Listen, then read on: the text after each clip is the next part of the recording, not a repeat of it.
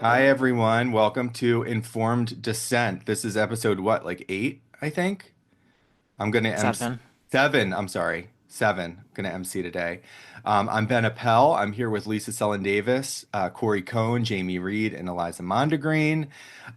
Today, it's been a week, really, and for us personally, and I guess in the news, but we're going to talk about an event that Cori, Lisa, and I attended on Monday night at a public school on the Lower East Side of Manhattan. Maud Maron, who a lot of listeners might be familiar with, is actually now running against Alvin Bragg for district attorney, Manhattan district attorney in the 2025 election. Um, but she's been a controversial figure. To me, she's a normie, but she's been controversial because she's in this, existing in this world where she's talking back against, regressive, anti-racist ideology and gender ideology in schools, and she's gotten a lot of pushback for that. So the backstory is, and we're going to also try to talk about the House bill that passed this week, some news about the free press, and so on. But we'll start with this. Um, the backstory is Maud is a council member on the Community Education Committee. Is that what it is, or council? Community Yeah, Education I Committee. think it's. Oh God, you Community, think I would know? I think it's So I Community work Education for a Committee. school. It's the CEC, and it's for District 2, and it's one of the largest school districts in New York. She's on this committee. She used to serve as president. She doesn't any longer, but she was reelected to the position. There's 12 people that sit on this committee.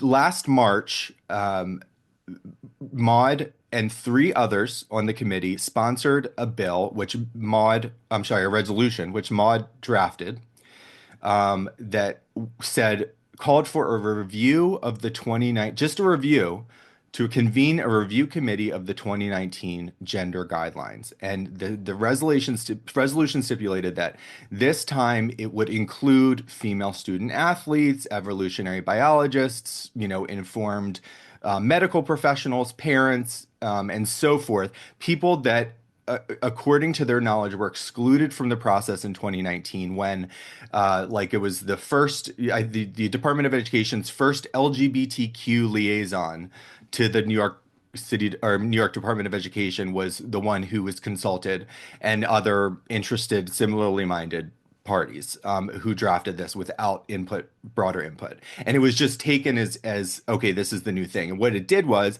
it replaced sex with gender identity in all areas, including locker rooms, uh, restrooms, and athletics, which was a big key point in the resolution, talking about just the unfairness to women's sports.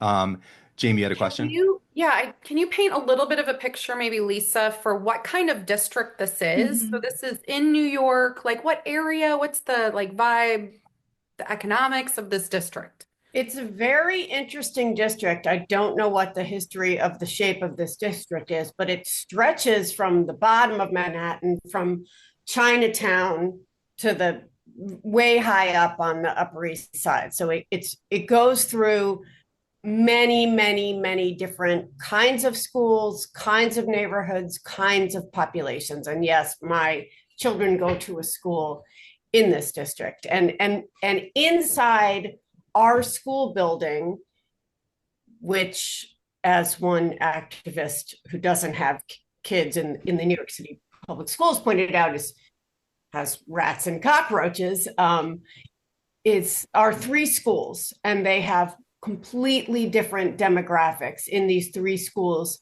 shoved into a single school building. So it's every possible kind of person in this district that you can imagine. Hmm. An important point because does it affect these demographics differently, as we know? So thank you. After the resolution passed last March, the backlash was swift. So the press picked it up and they ran with it. I think it was the next day that, LGBTQ elected officials put out a statement condemning it as harmful and regressive, and based on the false notion that gender identity in athletics it leads to unfair, consequences for women and girls in sports. et cetera. And then what happened was trans activists and the women who love them began showing up at subsequent school board meetings or committee meetings, school board meetings, and protesting loudly. So it was screaming obscenities, shutting down, the meetings. When someone would Was stand, this the humming meeting? yes. Okay. Some people might have seen these videos, and I did not realize that this was all connected in the same. You see these videos online, whoever posted, and you think, okay, that's crazy, and okay, perhaps you vaguely remember this being in New York, but you don't know where it was specifically or what city or whatever. And then I'm like, oh, okay, this district here. Videos I mean, really dozens of trans activists in the audience with signs and disrupting. And then when someone would speak, if the resolution was addressed at all, because they have other topics to talk about in these meetings. So there's a lot of other important things to go over. But if the resolution was perhaps touched on, they would stand up and turn their backs to the panel, give the finger, and then either chant or hum loudly at the same time. It's very, I mean, obviously the comparison or the thing you think of as a cult, and it is, it is a bona fide cult in terms of the behavior is it just completely exemplary of a cult of activists of warriors for this cause, this religious cause, which is essentially their belief system in gender identity. And so in May, so this continued to happen in May. 18 New York Democratic legislators, put out this public letter demanding the district to rescind the resolution. And again, this resolution was not proposing any specific guidelines. It was simply saying, let's review the 2019 guidelines with more voices. That's it. And Jerry Nadler included in this, saying this is harmful. They're suggesting in the letter that it's going to lead to more suicides among trans youth, which is obviously the myth that is so propagated and so pervasive, and probably the biggest obstacle to making progress, in my opinion. I think it really, and Lisa has said so many important things about that. So Maud thought, I'm going to have one specific meeting scheduled to talk about this issue with people that I will bring on that can talk, express different points of view. That way, perhaps at our other meetings, the protesters won't be so galvanized to show up and scream, and then we can actually address other issues that are really important to New York City parents. So in December, she contacted me and Cori and Lisa and asked us to come speak on a panel at the school. I committed, Lisa committed, Cori committed. Yes, absolutely. Cori was going to be visiting from out of town. Lisa and I live in New York. So this past Monday on January 13th, in the evening, Cori and Lisa and I went down to the school. It was at a public school in the Lower East Side. So we get there. I want to preface this by saying it was a shit show, but it was dramatically less dramatic than what Maud and her co-chair and the other council members and other people have been dealing with at previous meetings. And my suspicion is that, because we were getting notice from Maud. Parents are sending angry emails saying 3 known transphobics are two. Two. The first one said We 2, don't and know. we don't know who the third that wasn't transphobic. There was 2 of the 3 were transphobic, and We then don't know who they thought no, was transphobe. no, and don't you want to know?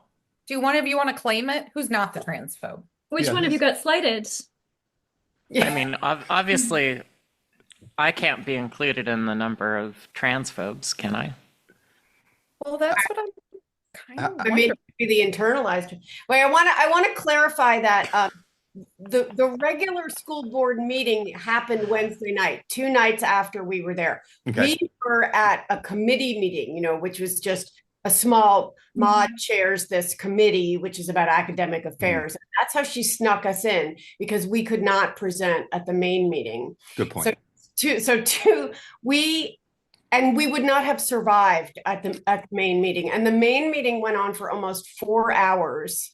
And we'll put a link to it in the show notes. It is crazy. And Was it discussed at the main meeting that you all spoke at the yes, how we didn't let them speak and we didn't let them ask questions, which is not true. Not true. Okay. But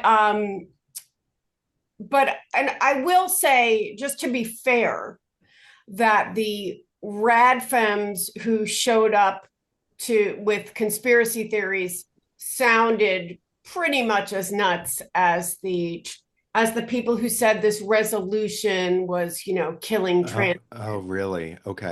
And what conspiracy theories? I just wish that people who actually had kids in the school district would be prioritized, because all of these people are showing up to take over the school board meeting. And the people who are objecting to this resolution seem to have no idea what it said. So this resolution was passed, something like 8-3, 8-4. Yeah, eight committee members voted for it, 3 voted against it, 1 person was absent on the day of the vote. And the chancellor last year, who has since had his house raided by the FBI and been removed, he refused to take it up. So it was dead. But the activists showed up for months afterwards anyway, and then someone proposed a resolution to reaffirm the DOE guidelines about gender identity. And so that became the new cause. And that was actually voted on Wednesday night. I couldn't even tell what was happening. I was watching it over Zoom, and it did not, that did not pass to reaffirm the DOE guidelines. And it was hours and hours of just people saying bizarre, not rooted in reality things, and assuming, okay, so, and this is one of the things that I found interesting, because I kept, both on the Zoom and on the YouTube chat, I was putting up the 2 lines of the resolution, which are, let's revisit the guidelines and include these multiple stakeholders, right? Ultimately, that's what crazy stuff. Crazy stuff that is actually the basis of how all policy is made. And somebody said, it's not the text, it's the subtext. And I wish later on, I thought, this is not Hemingway, okay? There is no subtext. There's nothing sunk underneath that, but they're only arguments. I mean, 95% out of objectors, of what the objectors said was about Maud Maron. Right. About her supposed motivations. And this is something I've been talking a lot to people who want to figure out what to do in blue states. I'm trying to communicate. Nobody believes that our motivations are pure in any way. They only see it as bigotry. Yeah. And so to say the 2 lines of these resolution that say, let's include everybody, let's create an inclusive environment when we make policy, that there's subtext to that. I mean, it's just amazing to me. Like, also take a literature class. You know what I'm saying? Right. Well, so and just to clarify, Lisa, just to clarify, you said the chancellor wouldn't take up the resolution. So that's the way that it works in the committee. Like, so they can advise, they can pass this and say we should have a resolution, but the people above them are like, no, we're not going to do that. Okay, so they can just do whatever they want. And it was dead, and they were still showing up month after month after. Okay. So interesting. So it wasn't. So that was just got it. It's just like, don't dare think about it, or. How dare you suggest this? How dare you vote on this, even though you've been elected by New York parents and 8 of you voted for it? We're not going to move forward with this, right? Next week we're going to talk about the paper, the narcissistic personalities or personality disorders and activism. And what I can say as someone who has suffered from a lot of those kind of character defects myself, and being unable to handle, like, being told no in certain circumstances, especially when I was younger, or things to do, things that where perhaps members of my family thought they were setting boundaries, and I was just absolutely unable to accept it. And you just keep going back because if you don't keep fighting it, you have to feel a lot of pain. You lost, you were rejected, people don't agree with you, people don't believe you. It's so painful. So I think they're just going back. It's just desperation. And I honestly, I relate to it. But what was there was someone at the meeting on Wednesday night, the main meeting, who just sat there with a sign that said Trump won. I have no idea who that person was, but I think one way to interpret that, and perhaps that also doesn't have any subtext, but it's just like it's over. It's over. And they should stop coming because it was over before they started coming. Like it had already been rejected by the incredibly corrupt chancellor who thought it was nothing but bigotry. Mm. Okay. Do you want to talk about the experience? Yes. So Cori, let's. what was it like for you? Yeah. What was it like for you to be in front of people, New York City activists and parents of trans kids who did not want to hear what we had to say? Yeah, Cori. Me? Yeah. Yeah. Oh, it was fun. It was fun. I'm glad that you thought it was fun. I mean, that I give all the credit to you. So Corey began really wisely because there were not a lot of people that showed up, maybe 20 people in the audience. But prior to that, this is important to say. Prior to that, we did get messages from Maud saying that, parents are emailing saying this is transphobic, you need to shut this down. Then legal looked into it and said, we don't have any basis to shut this down. But the one thing I really want to share is that this month's jazzy tactic, this was from the trans activists that organized these things. Wait. A jazzy tactic? Jazzy tactics. So this is the notice that trans activists sent out to the protesters. This month's jazzy tactics. They're tactics for protesting this week, right? So it says we will gather, practice, sign up. We will walk in with pizzazz together, sit together. We'll sit together as much as we're able. Purposefully leave 2 to 3 seats distance between us and the TERFs gags, which gays against groomers, which whatever. We're not part of that, but we're all invited to wear white and/or keffiyeh. Mm. Okay. Team captains will wear a rainbow ribbon. During transphobic testimony, we're going to take care of ourselves and one another, e.g., headphones, fidgets, coloring books, bubbles, snacks, Children. treats. Children. Treats. Right. Children. This is what you do to children. Next bullet point. Macarena. Follow the lead of the person pointing at their head. And then District 2 parents are invited to meet with Dr. Megan in the hallway. I don't know who that is. Do our best to not respond to verbal and physical aggression so that we can capture it on camera and make clear who is the real aggressor. Okay, so that's what. And so as I'm getting these things, I'm like, okay, so this is the atmosphere that I did not mentally prepare myself for this at all, and it ended up being fine. And it was Trump, and it ended up being fine. Jamie's holding up a postcard that says Trump won. I just want to interject before Cori talks more to say the reason it was so poorly attended is that no one would send it out to parents. I could not get, my school would not send it out. The CEC wouldn't send it out. They censored knowledge about the meeting. Mm-hmm. And I think that for folks, they knew that they were going to be met with hard counter arguments and their entire house of cards collapses under the slightest scrutiny. So I think that there were probably some folks that were afraid to show up because they wouldn't just be able to scream at Maud the whole time. There would be other voices on the panel that were going to be speaking about this issue.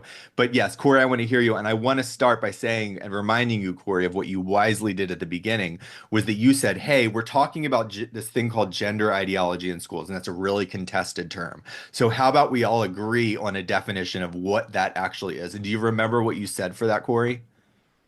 Yeah, some formulation of the idea that we can choose our own sex, and that is a thing that is called gender identity, our selection of our own sex.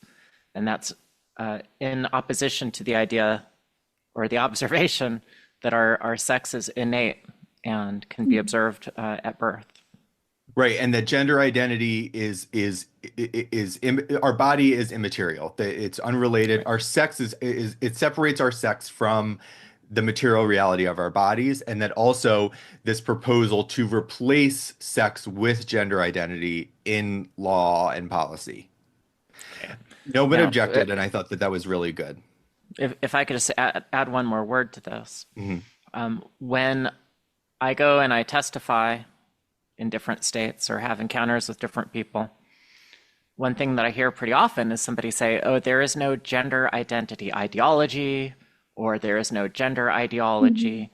I think we all believe that there is, but I think it's very useful when somebody says that there is no ideology to say, if you believe that your sex is something that you can determine by your feelings instead of by scientific observation, that is an ideological position. And even like I think there's a lot more to it, but that's like the base. So, A great point. So you began by telling your story and sharing about your own experience. What was that like? Or at least what just was sharing that? Well, yeah, just sharing it. Yeah, I feel like when you get up in front of a group of people and you say, oh, I had a sex change when I was 19, the first time that you do that, it's actually pretty, you become very self-aware.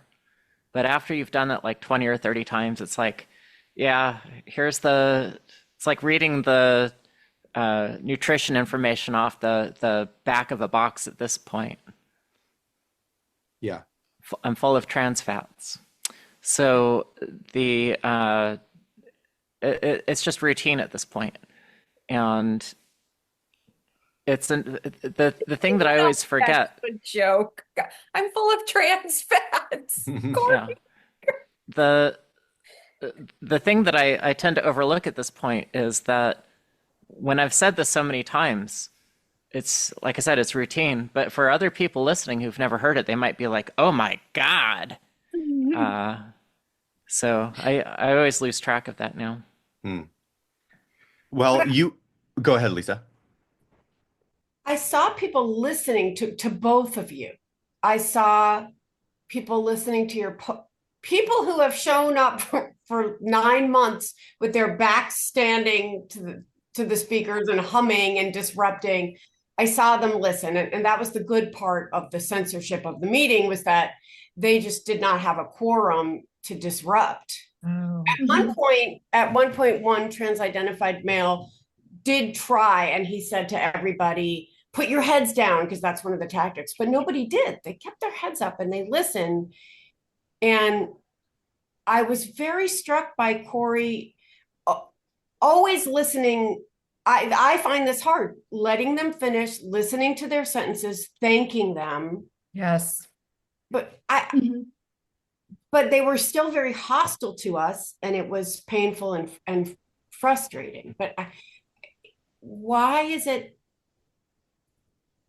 Well, I guess I want to know, Cori, why it was fun for you, but I guess I also want to say it was kind of a monumentous moment in New York City public schools. I'm not sure anyone has listened to us yet, and they were forced to.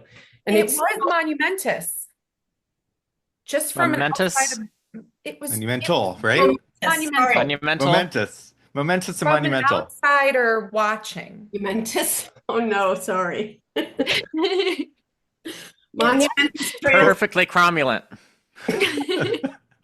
So from an outsider, it was It was. How many momentous. times have we been begging for Right. open dialogue? Can we just have a conversation? Can we just have a civil debate? Can we just talk about this?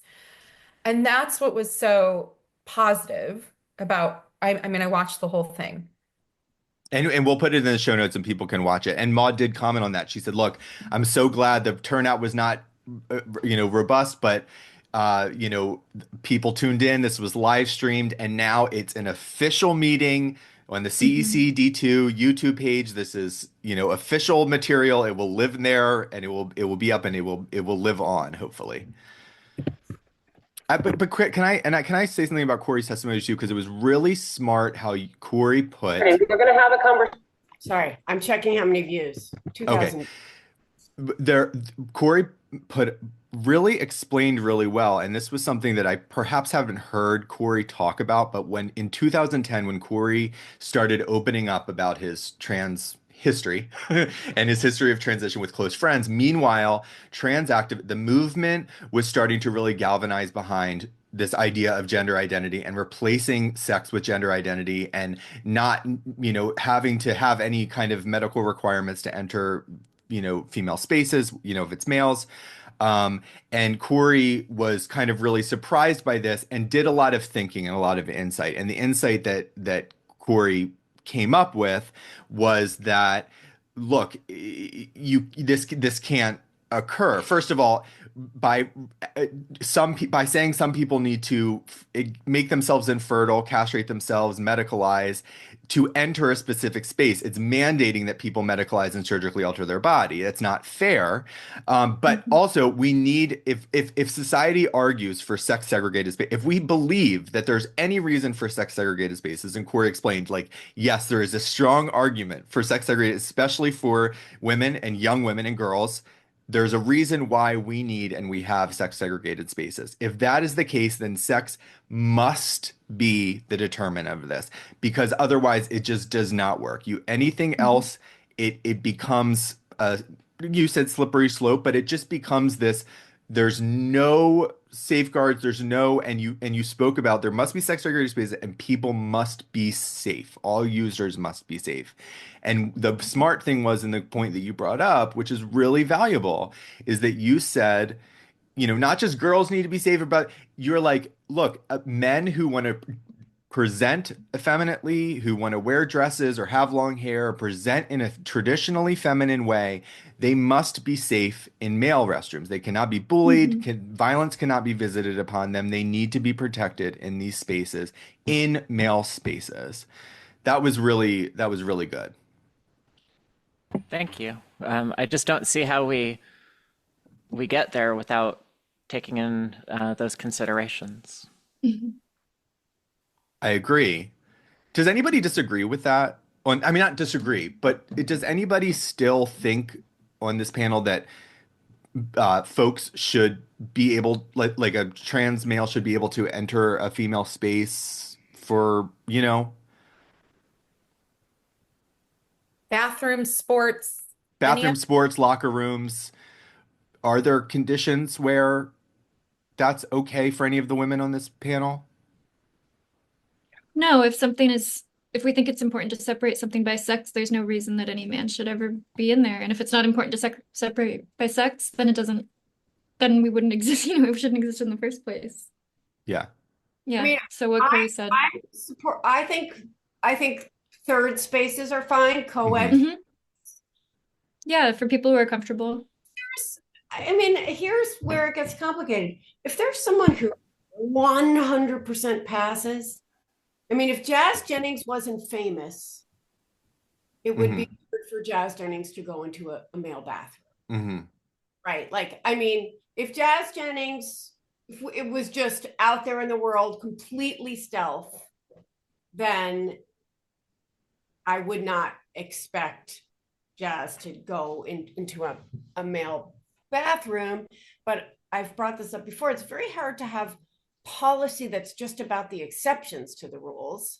And this will lead us, I think, into the sports bill a little bit. But, you know, I am okay with those who pass, which we've talked about before as a complicated and difficult subject, and whether it's ethically okay to create people who pass. We can talk about that and have talked about it and will talk about it. The problem, I think, is that there are plenty of trans-identified males who like to think they pass. And Yeah, go ahead. I got to insert an amusing anecdote, at least amusing to me. So I put these pins up for sale. Where is it? Here. Mhm. And I got a lot of attention on the Twitters. Well, describe them for the people who are just listening. Well, it's a here, I'll hold it up to the camera for the people who are listening. It's a Progress Pride flag design that has the triangle part ripped out of it so that it has all that remains is the pride flag and a gap where all of the identity stuff it used to exist and it's been removed. So this blew up on Twitter this week and I got a lot of really mad people yelling at me, including quite a few people who accused me of being a lesbian who looks like a tranny. Hmm, Wait, that is interesting. Talk about passing. Yeah, it's amusing. It is. I Like these cis lesbians look like they're trannies anyway. Like oh, I've had a lot of changing thoughts about the bathrooms. Hmm. So Okay. I think maybe a year and a half ago, Lisa, I wrote some piece and you're like, maybe not for my Substack. And I remember you reading it because it was all about those third spaces that why can't we just be like Finland was kind of my argument. Why can't we just have gender neutral bathrooms everywhere and only gender neutral bathrooms in the single space, single stall gender neutral bathrooms? And I thought that would have been, for a long time, I thought maybe that's a good solution. And then I was shopping somewhere, and there was only a single sex, single bathroom in a far off corner that was kind of creepy and dark. And the woman I was with came out and said, in a bathroom like that, there would have been nothing to stop a man from either being in there waiting or coming in behind me, pushing me in, pushing the door closed behind me and locking the door.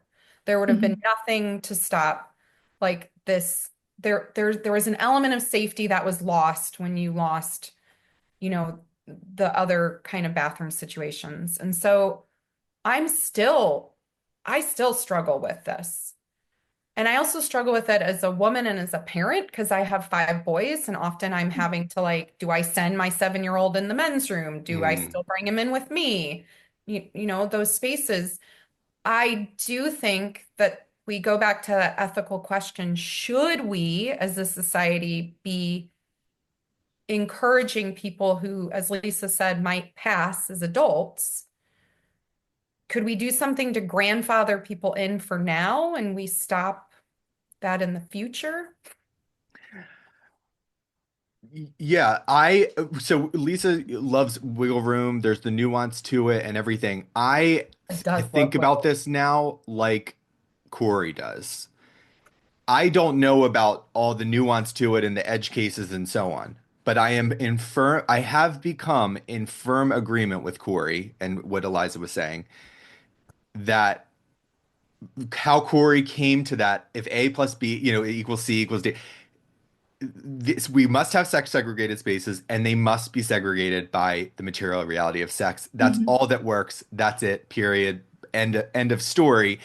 Does that mean that there's a lot of people that exist within those spaces? Lisa said, well, if Jazz Jennings, I wouldn't expect Jazz to use the men's restroom. Totally valid to say. Cori was like, well, I don't know, as you were saying that, Lisa.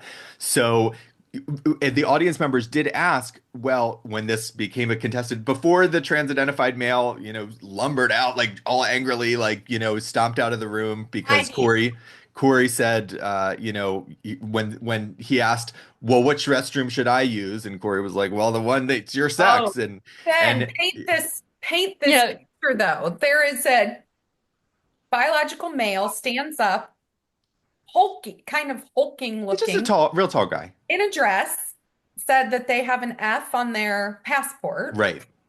And if I'm And in the what should they airport do? And I'm in the airport, what should I with do? my kids, I'm a trans mom, he said. I'm a trans mom. I'm a trans woman. I'm a trans mom. And I got kids in the airport. And so you say that I'm supposed to use, so what do you expect me to do? Corey says, You Men use men have no problem with you just going in to pee. Men just go to the bathroom to pee. Just go right, pee. right. The fundamental change we need to make is accepting trans women as a variation of men. And not, Yes. Mm-hmm. that's Yes. it. They're yours, fellas. 100%. And Cori said they should, like Cori emphasized they should be safe. And Yes, they Cori should be safe, said, but that's the I bathroom. use I use men's restrooms, didn't you, Cori? You said that. Yeah, And I how did. what's your experience when you use I- men's restrooms? It's uncomfortable, Okay. but oh well. It's like maybe standing up in front of a room of strangers and saying, "Hey, I had my penis chopped off when I was 19." Maybe the more you do it, the less awkward it becomes.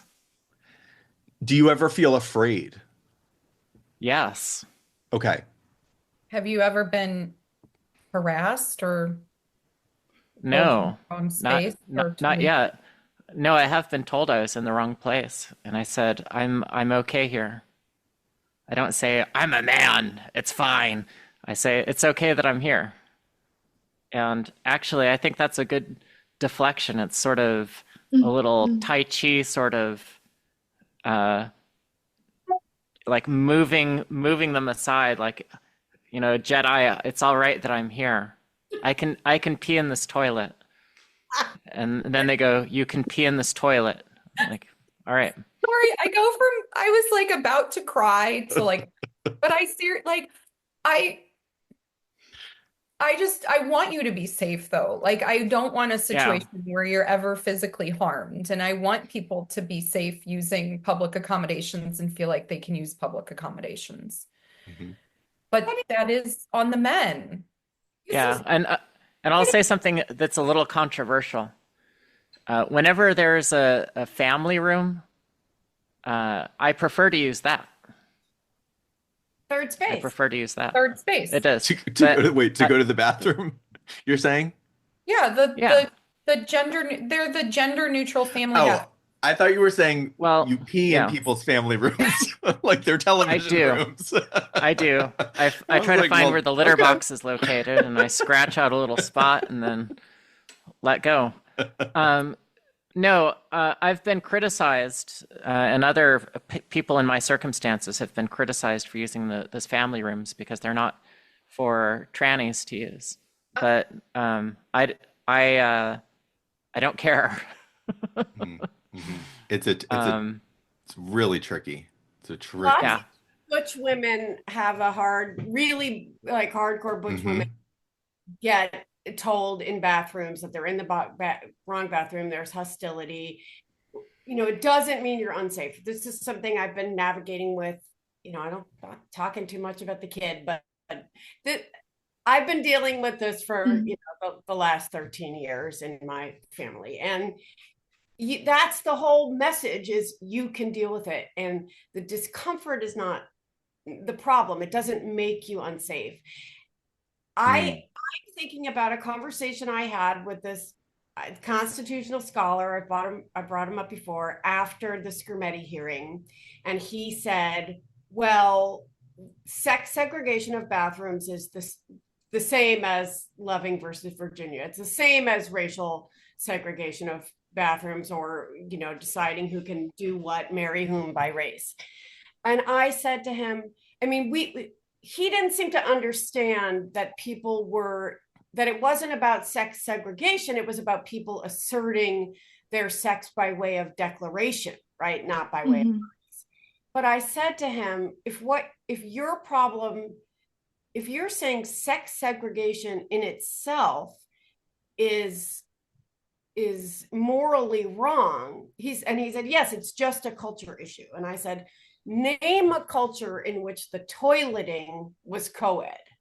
I mean, maybe it's out there, but I highly doubt that bathing and toileting, that there are many cultures that did not segregate by sex. Not only did they segregate by sex, they also would often segregate by where a woman was at in her menstrual cycle, even creating separate spaces for menstruation spaces. I mean, Well, that's what we should do. That's the solution right there. yeah, we just need menstrual huts on every corner. and then the problem's solved. Just in the schools. So Lisa, I have a question though that I don't know if that constitutional scholar would ever take up, but one of the arguments, okay, back when I used to trans kids as a job, one of the arguments we would make about bathrooms and IDs was we used to say that state IDs used to also have race markers on them, and we got rid of those. And so that's why we should get rid of sex markers on identification, because there is some people who don't want to just say, oh, if you transition, you get to change your sex marker. They're saying that there shouldn't be sex markers on any of those things. Well, I guess one argument would be, you have your sex marker on your ID. Now, there might be places where you don't need it. Maybe it's not important in a passport. I don't know. Because now when you go to another, I just went to Kenya and they scanned our friggin' eyeballs to get in. Yeah. So what do they care? They know a lot more than my sex. But on your driver's license, if you get in an accident and you go to the hospital, there are reasons anything medical should have anything related to medical should have your sex. Or if you get in a car accident and it's your fault because you're drunk and you killed someone and you get arrested, your sex marker on your ID designates where you're supposed to go to be incarcerated. Well, in lots of states, it would be illegal to have sex segregated facilities of any kind, like New York State. It's illegal now. So if you're arrested in New York, you're brought in a general population cell and everybody's just dumped together? It's illegal to discriminate based on gender identity. No, so yes, what Lisa's saying is that trans identified males will just be taken to the female prison. Right, Lisa? That's our understanding, right? Yeah, because that's what's going on and that's what occurs. And I'm curious about blue states that have incorporated gender identity into law and made it illegal to discriminate based on that.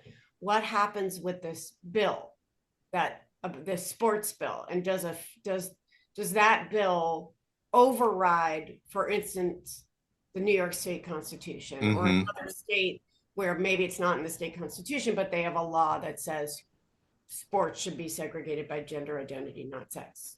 The bill that just passed in the House you're talking about, which two Democrats actually voted for, the rest voted against, but two Democrats along with all the Republicans. So that passed. For this to pass in the Senate, though, we would need 7 Dems to come over. Okay, that's what I was wondering. I was asking somebody who worked with that. I think it's gonna happen. You don't? Okay. I don't see us getting 7 Dems to flip. Not when AOC makes such compelling arguments. Right. God.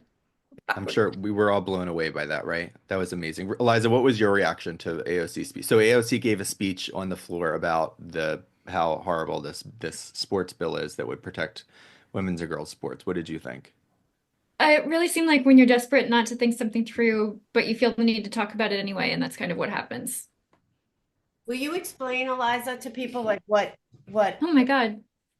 We'll put in the show notes too. Right. Everybody should see it.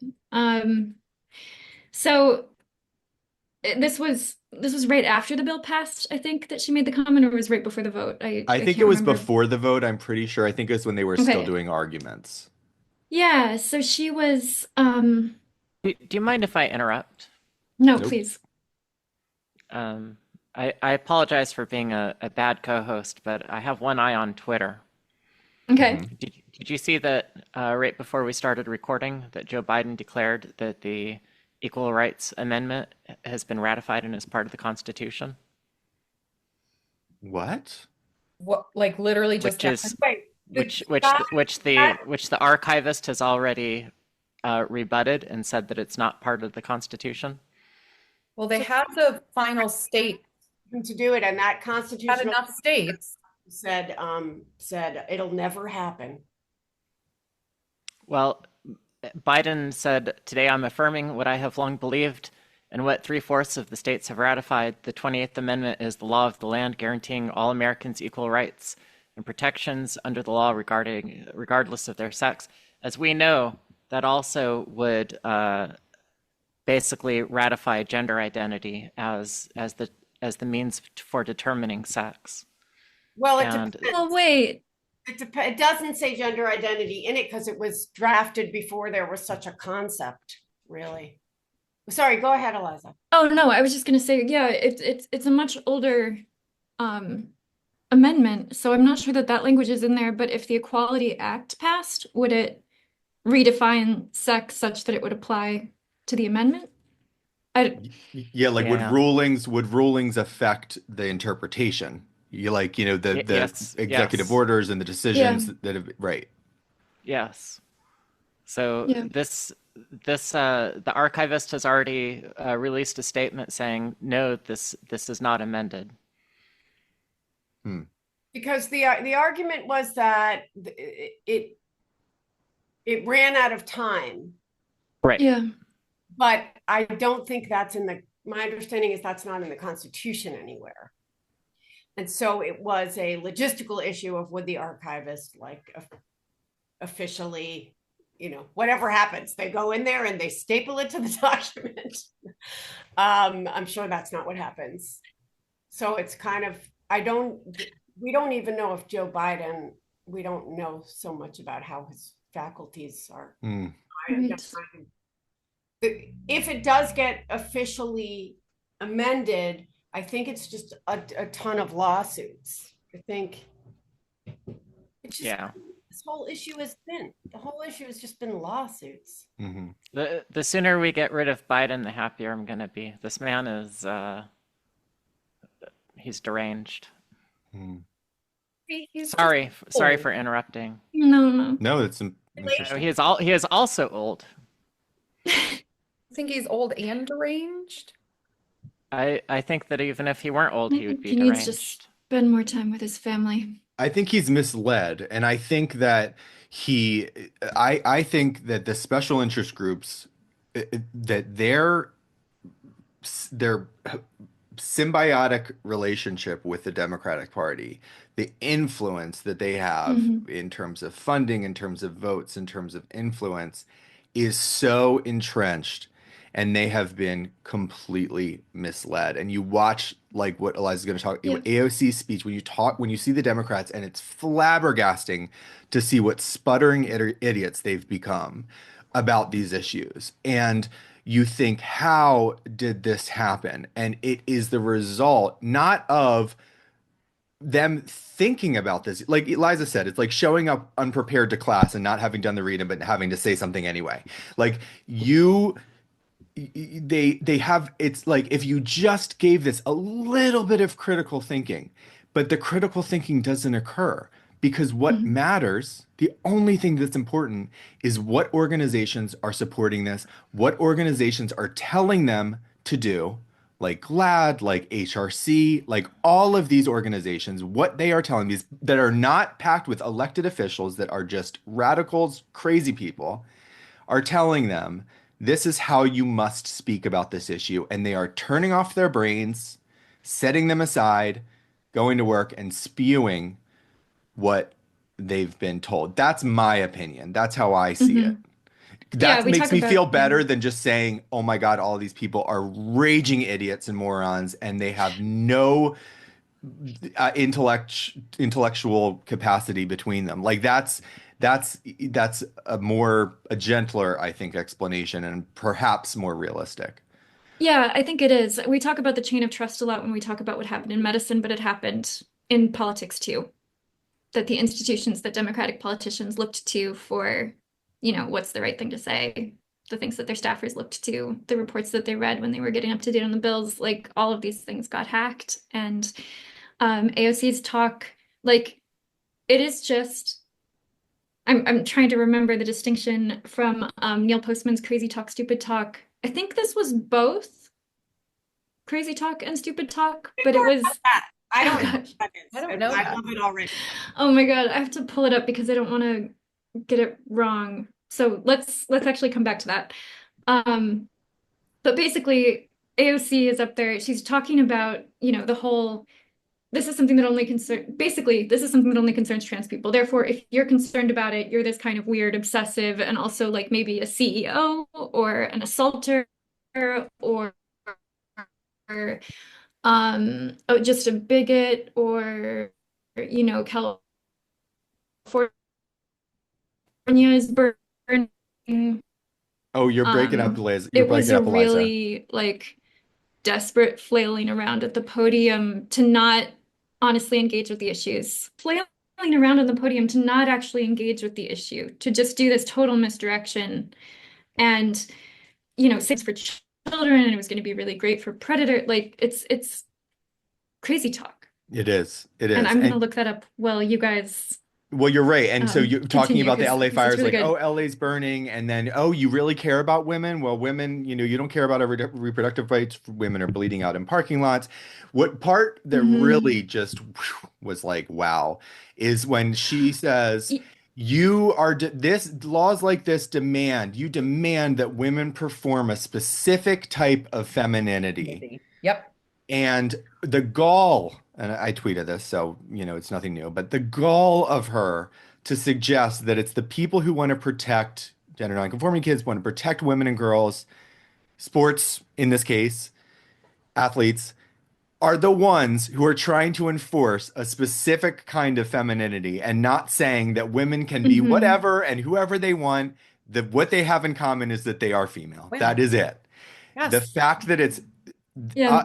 and the gender zealots are the ones that are defining sex by gender stereotypes.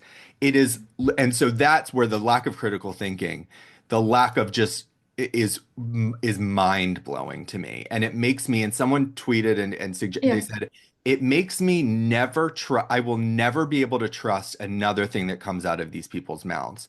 And I agree with it. I'm in agreement with that. Yeah. I can never trust if people are lying about the material reality of sex and not thinking critically about such a basic, fundamental issue to the human experience. There is nothing that I can trust them on in any kind of policy, anything else. Even if it sounds marvelous, I will never forget the Dark Age, which they professed to believe what they did. AOC talked about there will be genital inspections, and because there's no enforcement mechanism mentioned in the bill, Lisa, you mentioned that perhaps she had a good point about this, but because there's no enforcement mechanism mentioned in the bill, a specific enforcement mechanism, like how would we determine someone's sex, to segregate sports by sex, then it's going to end up with men inspecting the genitals of little girls or whatever. This is what they've all been saying. I'm so sorry to interrupt. That wasn't the part that I objected, that I agreed with. Okay, I'm sorry. She's right. I mean, they actually do want to control women's bodies, and they don't. I have to catch a train, but there is some irony in being concerned about this, but not being concerned with reproductive rights, and that is a valid, absolutely. But then, so when Jamie sent it and said, this is crazy. And the first thing she says, I'm like, all right, I get it. Okay. And then it gets increasingly. I thought you were talking about the enforcement by Cori and Lisa. Okay, Cori and Lisa have to run. So we'll continue. Well, I'm so sorry. Yeah, Lisa has to get trained. Cori has to go back to work. Okay, thanks, guys. We'll continue this. Bye. Okay, see you next week. All right. Yeah, and it's interesting that at the beginning of her talk, and it's only a 2-minute talk, she knows what women are because they're dying in parking lots, right?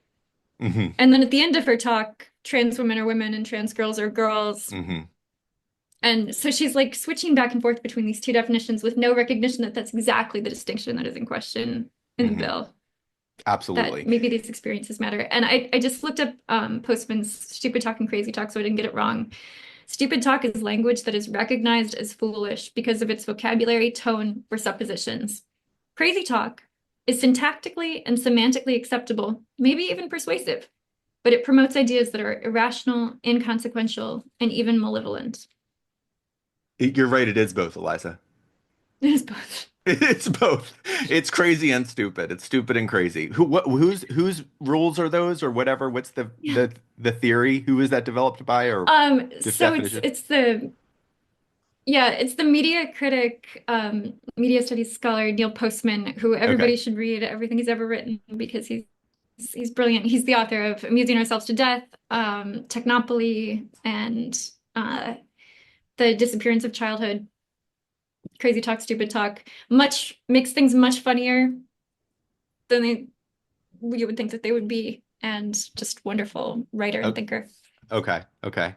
So So the other thing yeah. was that I picked up in terms of the enforcement mechanism that because it doesn't say how we're going to do this, then it's going to lead to these general inspections, which is so outrageous. And this is caught on like what I mean, it's like Ari Drennan Yeah. says it, and then suddenly the entire Democratic caucus is saying this is what's going to occur, which is just absurd. We all, well, maybe a lot of listeners don't, I mean, people don't know. And you know what? Perhaps they should have stipulated this, but they did stipulate in the bill that the sex is defined by the sex that the doctor observed at birth. You know, or actually, I think they might even say assigned. But anyway, the sex that was observed at birth, that is the sex of the individual. Now, what complicates that obviously is that people can change birth certificates in specific states and so on, et cetera, et cetera. Which is just again another Yeah. reason why their sex must be the determinant and not gender identity. Just yet another reason. It's that slippery slope that Corey was talking about. But, you There, know, but there are reasonable enforcement mechanisms that they could have written into this bill. like At the cheek least at swab. the but at the high school level, my children are not allowed to participate in a high school sport without a physical form that is filled out by a physician. It is not it's like a 3-page form. Hmm. It actually asks questions like, is your child on any medications? Does your child have any like eating concerns? Do they pass out Hmm. easily? Like, do they have anything that would make them, like, is there a Hmm. concern about them participating in sports? I don't see any reason why that form can't just have on it that the doctor is certifying the sex-based reality of the child. And if there Hmm. is a question, then they set up a mechanism that the Hmm. physicians then can utilize to determine the sex of the child. And I know this is going to sound absolutely crazy, but also at a yearly physical, the physician does actually check my children's genitals Well, yeah. to ensure that they're developing properly and Hmm. that they don't have any issues. It's a medical thing. Right. We Hmm. we teach the little kids. The only people that should look at your private parts are your personal grown-ups and the physician. Right. I Hmm. mean, it is the reality of medicine. Right. Well, what really struck me about that argument, she used the language, if there are no enforcement mechanisms, then it opens the door Right. to every enforcement Right. mechanism. And I thought, isn't AOC one of the people that's been condemning and vilifying women for saying that if we open the door to women's spaces to Hmm. males, we open them to all males, including the rapists and the violent offenders, etc. And those women who have those concerns have been completely vilified. Am I crazy? Or has that language been used in a different way that's completely unacceptable? Yeah, it's been used in a different way. And this is maybe, I don't know if we want to do this today because now Cori left and Lisa left, and I don't really want to deprive them of the opportunity. But um, this week, Brianna Wu floated an open borders analogy for access to women's spaces, which We was should like talk about to Brianna allow, every time. We need to talk about this. okay, well qualified and vetted transsexuals who are interested in learning the culture of women. And it was like, Why don't you read read what Brianna said, will you, Eliza? let me find it. Unless somebody else has it up already. I should have kept it up. I do have it. Essentially, women as women, to become a woman, we're like a vacation island, and you just have to get the right passport and you can come. Being a woman has an open borders problem thanks to progressive policies.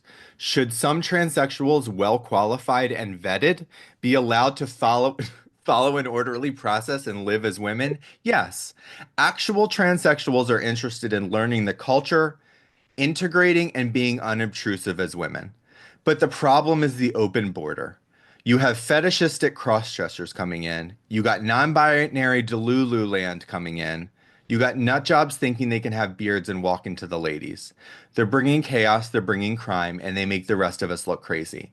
Then in a follow-up tweet, it said, if you're gonna immigrate to womanland, learn the language, which is Taylor Swift's 1989. Okay, It is funny, I think it this is funny. belongs here except that I think he again. means it. Now at this moment, we need this again. This is part of why Trump won. Right. Yes. So Yeah. there's so much to unpack there, but not really because it's absurd. But what the unfortunate thing It is is that Delulu. what but the Brianna Wu hashtag, the TM reasonable transsexual is not reasonable, and that's what makes the information so depressing this week that we learned about Brianna's co-endeavor with the Free Press, Barry Weiss and Batya Ungar-Sarson. I guess the weekly show that they're going to be doing. It says, as Trump takes office, I'm going to be doing a Yeah. weekly show with Barry Weiss and my dear friend Batya for the Free Press. It's a real discussion between the right and the left, rooted in respect and a genuine search for a way forward. The Democratic Party is in taters. She put tatters, I think, but it says taters. The Democratic Party is in taters. Unwilling to face reality, we've become obsessed with sillier and sillier ideas, and the American people know it. Are we willing to do the hard work and change? And the right just got everything it ever wanted, but none of the character flaws and unseriousness of Trump 1.0 have been resolved. What happens when the working class coalition that elected Trump runs headfirst into policies that help the richest Americans at the expense of the poorest? Nothing is off limits. Let's have a real conversation.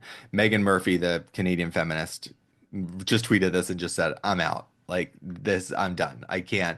And that was a lot of people's reactions on X, because the Free Press has been a place that was promising and that seemed to be really speaking back and being, but Barry and that Mhm. crew has gotten really taken up with Woo Woo's charms. They're taken up with the crew is taken up with Woo.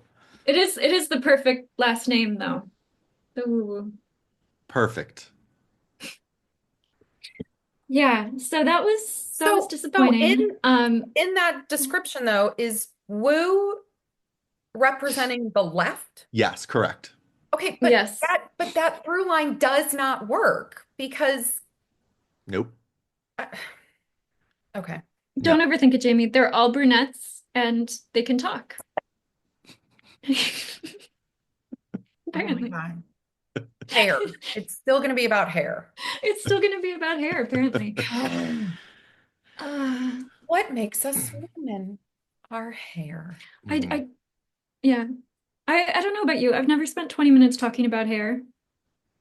That Brianna Wu used this in a previous tweet. It was like, we spent 20 minutes talking about hair if anybody thinks that like we could pass as men. And it was Right. like I think it was 25 minutes. I think Brianna may have said 25 minutes, but it was like, yes, it was the tweet like, okay, how can anybody expect us to try to live as men? I mean, we just sat around talking for me and all these other transsexuals sat around talking about hair for the last 25 minutes. Can you seriously imagine any of us trying to live as men?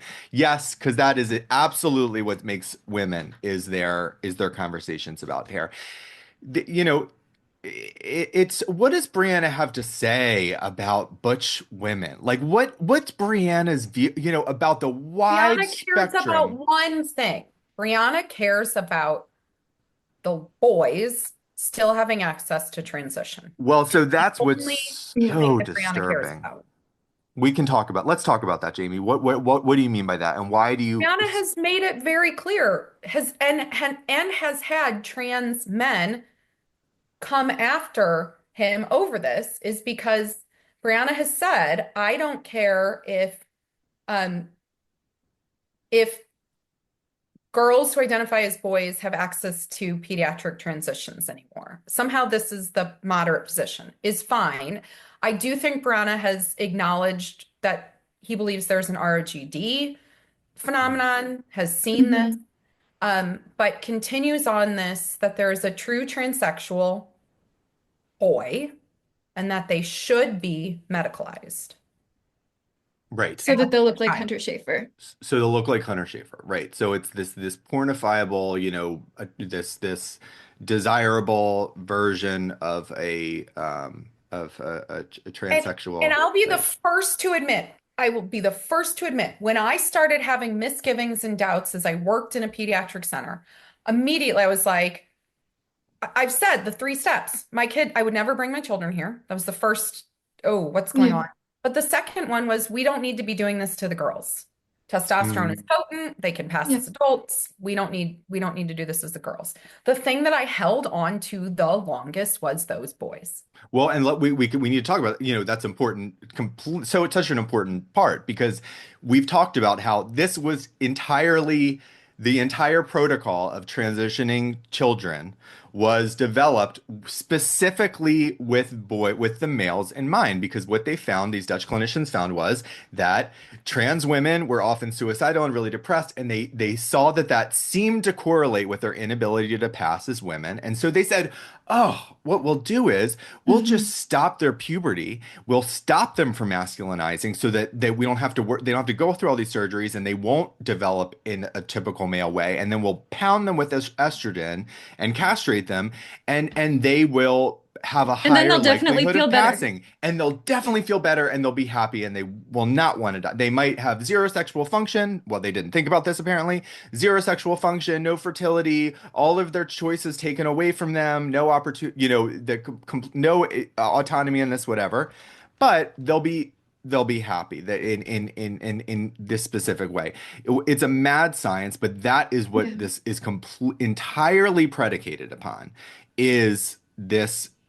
But that's what it's going to go back to. I think even Right. in the UK, when we think about if Yeah. they're going to scale this back to a clinical research study, it's going to go back to those boys. Right. And what do we know about those boys? We know Absolutely. that the original cohort of 70 kids in the Dutch protocol, 62 of them were homosexual. All but one individual in that group was heterosexual, and 62 were Yeah. homosexual. So we know that these are girly little boys that are bullied, these sissy little boys that want to wear pink, want to wear dresses, want to have long hair. They're bullied, and their parents are ashamed, and society's ashamed of them, and there's no space for them. Now, look, is it easy for has it ever been easy for tomboys, for girls that are butch and masculine? No. And is it still easy for them? No. But there's a difference in this, and but it Girls a relies little on bit more there. easy. It Yeah. is easier, and it Yeah. also relies on the fact that, well, it's because it's acceptable for girls to be like boys, because boys being like girls is seen in the eyes of this kind of really sexist, misogynistic society that we live in, that a male is denigrating himself by behaving or looking like a Yeah. typical female, whereas a woman is not necessarily elevating herself, but there's nothing controversial about it. There's But she nothing. has kind of an honorable aspiration. Yeah. Yes, an Yeah. honorable bastard. She's one of the guys. She's one, she's tough. She doesn't cry, and the Yeah. boy who likes pink and white. And so it really is just this, man, it's this excuse. It's really, and I was saying this at the school board meeting, my concern is talking about gender in this way. My biggest concern is that young people, young boys particularly, who are very girly, and if all of the adults in their life, if all of the guidance counselors and teachers and their parents and everyone is telling them that they're a girl, that if they're saying, I feel like a girl, I feel like a girl, I want to be a girl, and really they just want to wear dresses, they just want to play with the other girls, Yeah. they just don't want to have to be kept pushed into football and soccer and whatever they're doing. They want to be able to color and do whatever. And this really, and their parents are saying, yes, you're right. You know who you are. You are a girl. You are a female. Lying to them, right? Of course, they're going to become dysphoric when they start to grow up and their body betrays everything that they've learned about themselves. The entire, all of what they've been told is reality from the people that they trust more than anything in their lives. Of course, they're going to say, oh my gosh, and what are they going to think? Then the doctors and the parents are going to go, oh, they're dysphoric. What do we do with these Hmm. really dysphoric kids? We medicalize them. We give them puberty blockers, or else they will kill themselves. That is just it's the trans train, and that's what concerns me about this. Why, oh why, can we not tell young boys actually, you know what? You are a boy. You're a male, and sex is real. But guess what? It's perfectly okay to do those things. Now, is it Yeah. comfortable to be different? No. Is there a majority of kids that are the majority of boys really different from you? Yes, and that's okay. I know it's hard to be different, but that is okay. The reality is that there are minorities of people like you. Just like there are minorities of girls that are so much more like the boys that you feel so different from. And there are other people out there like you, and you will meet them and you will find them. And in fact, there's probably some around you now. And so people don't like difference. Kids are afraid of what's different. And so they're going to try to get you, there's going to be bullying. They're going to try to Okay, want you to so conform. then I want to challenge Barry that if Barry wants to have Brianna be this moderate, elevated Hmm. co-host, they should have you on and have a conversation with you about the moderate position here Let because me tell you, I Mhm. would love it because what Brianna used to follow me, Brianna and I had spoken in the past, and why did Brianna unfollow me? Because of when I was still with the Courage Coalition, the video that we had put together about, Mhm. young kids who might just grow up to be gay, and this Brianna had a lot to say about, oh, this is you're harming children. This is political, just unhinged response. Why was it unhinged? Because it was a reasonable counter argument.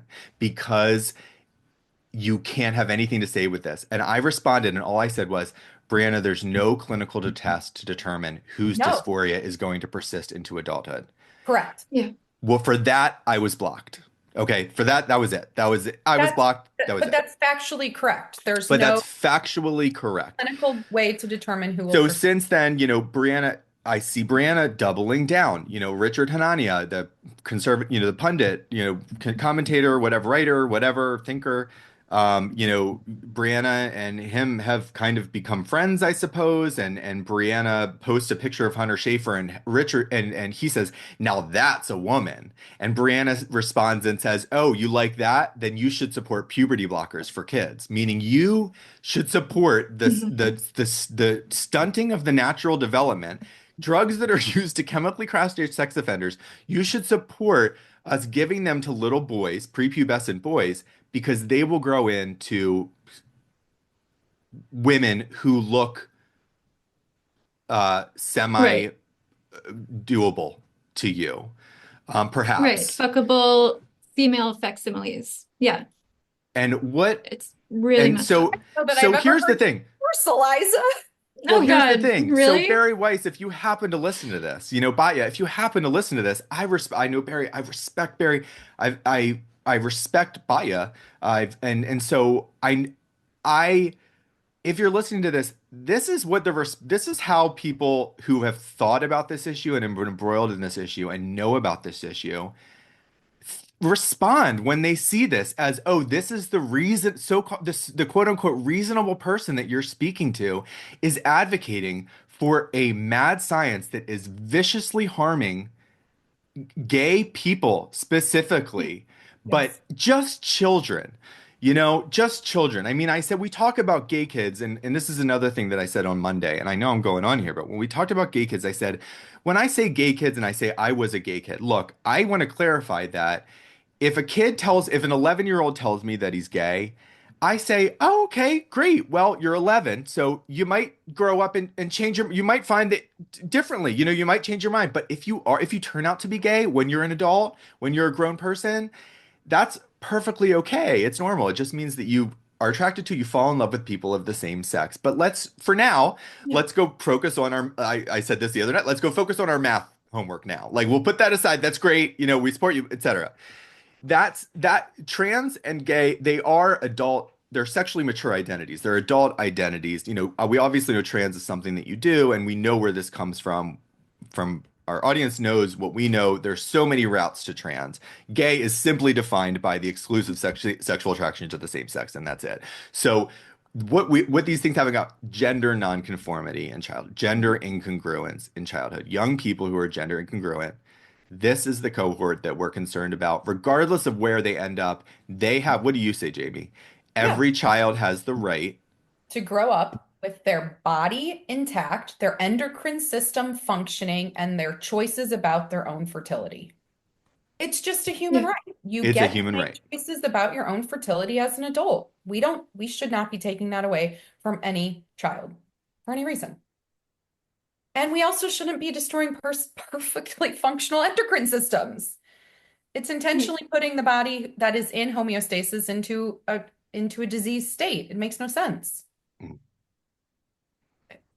Yeah, I know. Should we wrap up? I think we should wrap up. Are we I think that's a good place to stop. There's a lot more to talk about there, but I'm glad we finally broached Yeah, we those. need to come back to Brianna when Cori's back 100%. because Oh, I know Cori yes. has a lot to say about L. Ron Hubbard. men of a certain kind and the feminized boys that are their, projections. Yeah. You are right about that. So You are- I would just like to say to all the listeners, keep the comments coming. I actually read them all. I find them Yes. really informative. We have 100%. really intelligent listeners. we also have people who apologize for leaving long or multiple comments, Oh. and you should stop doing that. You should stop apologizing. Stop and just apologizing. Leave the comments. comments. Stop apologizing. Yes, Absolutely. comments are great. Okay, any non-gender related things Oh, good point. Good this question. week? What about you guys? What are you thinking? I know How about there's something. not going outside? Because it's going to Yeah. be really, really, really cold. Mhm. Oh, well, I'm gonna go to Florida tonight. Good Okay, for or you. don't go outside or go to Florida. Or go to Florida, right? Good timing. I'm a tennis fan, so I'm into the Australian Open right now. I love watching the Slam, so I do enjoy watching the Australian Open. So that's something I'm excited about right now. It's just enjoyable to me. Awesome. Okay. I'm a man. I'm a man, and I like sports. Okay, I'm a total jock, and this is what makes me a male. Okay. Is my Okay. interest Liza and I, we have a date later to talk for 25 minutes about our hair. Good. Okay, That's what good. makes us Yeah. Good. Okay. Just to kind of like, you go for an oil check or whatever, an emissions check, just to make sure everything's okay. We have to make sure we can do it so Got that it. we're still We're women. gonna have our hair meeting later. Got it. Anything else to add? Any other no? All right. Thank you everyone for listening. We will see you next week. And take care. Bye.